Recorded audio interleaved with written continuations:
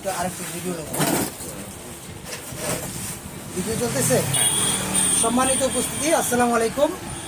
আমি এখন বর্তমানে আছি রাঙ্গুনিয়া লিচু বাগান। ডাক্তার নাসির সাহেবের চেম্বারে আছি। আমার এই ভাইয়ের নামটা মোহাম্মদ ইলিয়াস ভাই।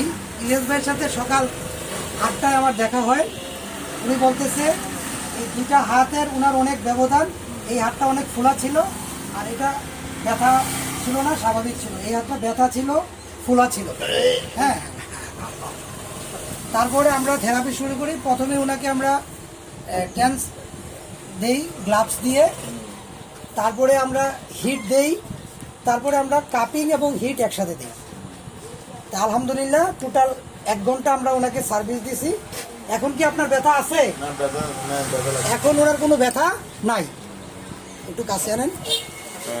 আপনার ব্যথা আছে? ব্যথা এখন অনুভব করতেছে না। ব্যথা অনুভব করতেছে না, কিন্তু যখন শুরু করছি তীব্র ব্যথা ছিল, ফোলা ছিল।